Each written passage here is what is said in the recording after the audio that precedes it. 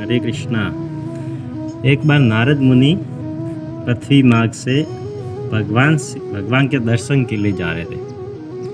बीच रास्ते में उन्होंने देखा एक ब्राह्मण, चतुर्वेदी ब्राह्मण, जो चारों वेदों को ज्ञाता, यज्ञ करने में पटु, सारे शास्त्रों का सार जानने वाला ब्राह्मण बीच रास्ते में नारद मुनि ने देखा।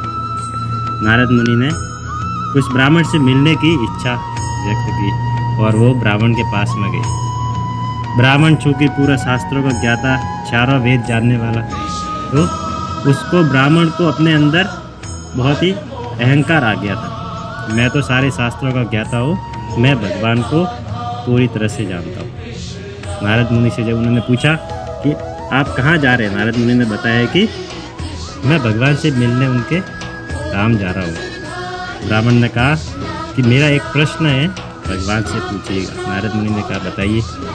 ब्राह्मण ने कहा कि भगवान से पूछिए कि अब वैकुंठ आने में मेरे पास कितना समय और शेष रहा है, क्योंकि मैंने सारे शास्त्रों का अध्ययन कर लिया है, सारे शास्त्र पढ़ लिए हैं, तो अब और कितना समय शेष है मुझे आपके धाम आने में। नारद मुनि ने कहा ठीक है, मैं आपकी तरफ से ये प्रश्न प्रभु से पूछूंगा। उसके बाद में नारद मुनि थोड़ा आगे बढ़े तो उनको एक मोची दिखाई दिया जो कि अपना काम कर रहा था, और सर पे वैष्णव तिलक देखा तो नारद मुनि रुक गए। मोची ने जैसे ही देखा, अरे नारद मुनि, भगवान के इतने शुद्ध भक्त आज मेरे घर पे पधारे हैं। उस मोची की आंखों से आंसू निकल गए और उस मोची ने नारद मुनि का बहुत ही अच्छे से स्वागत किया। उनके पास में जो भी बिछाने का था उन्होंने उसको बिछाया, साफ करके नारद मुनि को बिठाया। उनकी पत्नी और दोनों ने उनके चरण धुलवाए और उस चरण से अपना अभिषेक किया और बहुत ही प्रसन्न होकर हाथ जोड़कर नारद मुनि के सामने बैठ गए। नारद मुनि इस भाव भगत से बहुत ही प्रसन्न हुए और उस मोची ने पूछा कि प्रभु आप कहाँ जा रहे हैं। नारद मुनि ने बताया कि मैं भगवान के धाम जा रहा हूँ भगवान से मिलने। मोची बहुत ही प्रसन्न हो गया और मोची ने पूछा कि मेरा एक प्रश्न है प्रभु से, आप मेरी तरफ से आप वो प्रश्न प्रभु से पूछिएगा।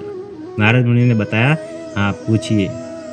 तो मोची ने पूछा कि प्रभु से एक प्रश्न पूछिएगा कि मेरे जैसा अधम व्यक्ति जो इस तरह से गृहस्थी में पड़ा हुआ है और प्रभु का नाम स्मरण भी नहीं कर सकता है, क्या मेरे जैसा व्यक्ति भी भगवान के धाम आने के लायक है? तो आप ये प्रश्न प्रभु से पूछिएगा। नारद मुनि ने कहा जरूर, मैं आपका ये प्रश्न जरूर प्रभु से पूछूंगा। नारद मुनि जब भगवान के धाम गए, प्रभु जो है शयन शैया पर वह आराम कर रहे, लक्ष्मी जी उनकी सेवा कर रही थी। जब नारद मुनि को देखा तो भगवान ने नारद मुनि का हालचाल पूछे। उसके बाद में नारद मुनि ने प्रभु से पूछा कि मुझे बीच रास्ते में दो भक्त दिखे, उनका प्रश्न सेम है। प्रश्न क्या है उनका? पूरा प्रश्न दोनों का ही सेम है, तो मुझे उसका उत्तर देना है।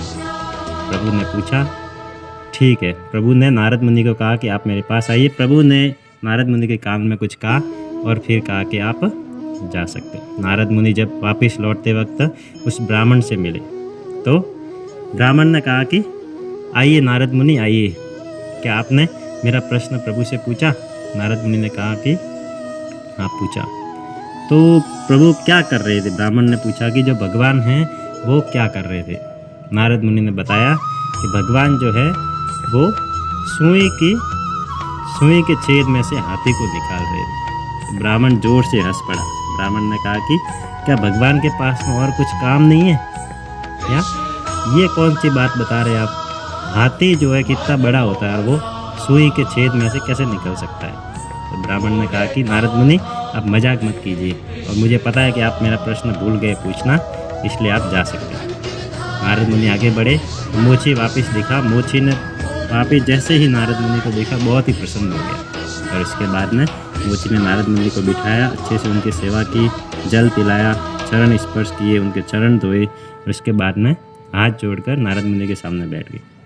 और मोची ने पूछा नारद मुनि से कि प्रभु कैसे हैं और प्रभु क्या कर रहे हैं? नारद मुनि ने कहा कि प्रभु जो है उस सुई की छेद में से हाथी को निकाल रहे थे, तो जो मोची है वो एकदम से उठ के नाचने लग गया और बहुत ही प्रसन्न हो गया। उसके पति और पत्नी और जो मोची है दोनों बहुत अति प्रसन्न हो गए और नाचने लग गए। उसके बारे में नारद मुनि ने कहा कि आप नाच क्यों रहे हो? तो उन्होंने कहा कि मेरे प्रभु कुछ भी कर सकते हैं, मेरे प्रभु सर्वशक्तिमान है। मेरे प्रभु जो है एक छोटे से बीज से बहुत बड़ा विशाल बरगद का पेड़ जब बना सकते हैं, एक छोटे से बीज से इतने सारे पेड़, इतने सारे जीव जंतु सारे हो सकते हैं, तो मेरे प्रभु के लिए ये कौन सी बड़ी बात है एक हाथी को सुई के छेद में से निकालना। नारद मुनि ने देखा कि उस मोची को भगवान पर पूरा विश्वास है, पूरा भरोसा है, लेकिन जो ब्राह्मण है जिसने पूरे शास्त्र पढ़ लिए हैं, लेकिन उसको इतनी सी बात पे विश्वास नहीं है कि भगवान ये भी कर सकते हैं।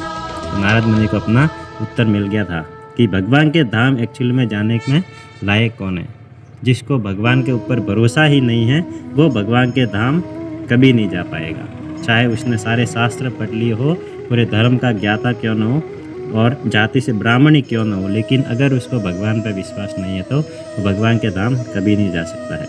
लेकिन उसके विपरीत अगर कोई गृहस्थी जीवन में भी लगा हुआ है, लेकिन वो भगवान में पूरी श्रद्धा है, उसकी भगवान पर पूरा विश्वास है, तो वो भगवान के धाम जा सकता है। तो नारद मुनि जो है उस मोची को आशीर्वाद दे के फिर वहाँ से निकल गए। दोस्तों, हमें यही बात सीखने को मिलती है कि भक्ति के लिए कोई भी पद प्रतिष्ठा या फिर ज़रूरी नहीं है। कोई बड़ी जाति में, ऊंची जाति में जन्म होना ये कोई उसके लिए क्वालिफ़िकेशन नहीं है। भगवान के धाम जाने के लिए कोई क्वालिफ़िकेशन ज़रूरी नहीं है। भगवान के धाम जाने के लिए सिर्फ एक भक्ति होनी चाहिए। उस भक्ति के अलावा अपने पास में अगर कुछ दूसरा चीज़ नहीं है तब भी अपन भगवान के धाम जा सकते हैं। हरे कृष्ण।